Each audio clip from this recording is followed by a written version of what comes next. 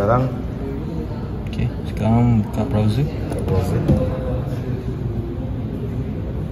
Pilih OE training dekat sini. OE training. Okay, sekarang ni ada Ziman dengan SPT touchscreen lah. Mula kita ambil new session.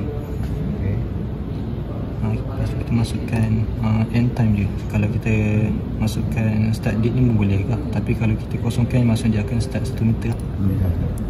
Biasa kita buat 10 minit je sampai 15.45. Okay. So start session. So dia akan created. Okay. So sekarang dah boleh jalan.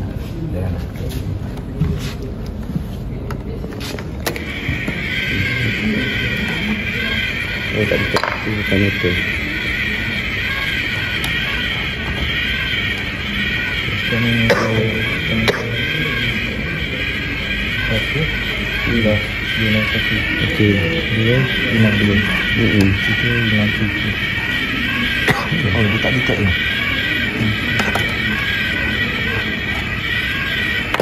3. Macam 4. So di sini kita ada good count dengan bad count. Kita ada yang ni untuk availability, ini quality lah. So dia ada formula dia, good quality. Bagi dengan total, so ada ni dekat chat ni dia ada OED dengan ketiga dia punya tu, availability, performance, quality untuk dalam satu chat. Lepas tu kita ada performance, iaitu dia ada dia punya cycle time, target dia punya quantity dengan actual quantity lah, based on dia punya good quantity. Okey, target tu kita isi ke apa? Dia based on dia punya cycle time. Yang kita boleh ubah cycle time. Okey, cycle time tu ubah kat mana? Dekat manage. Klik select all module. So dia ada 2 modul. Sekarang ni kita ubah cycle time. Biasa kita nak ubah 10 second, kita boleh ubah kat sini. Okey. Dan kita pergi balik ke sini. Dia terus reflect lah. 10 second. 10 second. Target quantity pun aku ubah. Ada start sini. Start. Dia start sini ke? Dia ada stop downtime lah. Kalau hutang putih adalah downtime. So tengok dekat jadual tu, dia akan terus ada downtime, Shutdown ni. billing. Okey. Lepas tu dia ada repair. Ni apa? Ini repair. Repair. Okey. So dia ada tengah repair lah. Okey. Dekat status pun akan ada repairing. Tekan emergency. Ini tekan hutang bilik. Dia akan repair. Okey. Nak kena ada. Start balik ni control laju. Betul. Yang ni akan efek apa? Dia control laju. Timer tak? Dia punya performance lah. Performance tu based on berapa frequent kita lalukan dia. Yang baru. Sekarang lama lagi. Ni boleh stop dah kan? Nak resetkan. Nanti dia bagi semua password apa ni? Mana? Benang habis. Database kena mula kena tulis localhost/php myadmin. Localhost/php myadmin. Okey. Lepas tu kemudian kemudian kita akan masuk dia punya username password lah. Nanti saya akan bagi dia punya tu.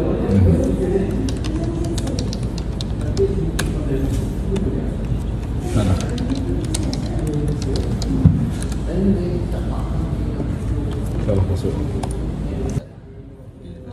Ambil database OEDB. Pilih table sessions. Ambil time range yang kita set tadi lah, tapi saya dah delete lah tadi. Tekan je delete kat sini contohnya. Jadi kita pergi balik ke sini, refresh. So dia akan kosong. Lepas tu kita create new session. New session. Kita lihat test 1, test 2. Betul, pilih je end. Tak tarik. Tak tarik. End time saja pun tak apa. Buatlah 10 ni. 10 minit, 5 minit. start session. Okay.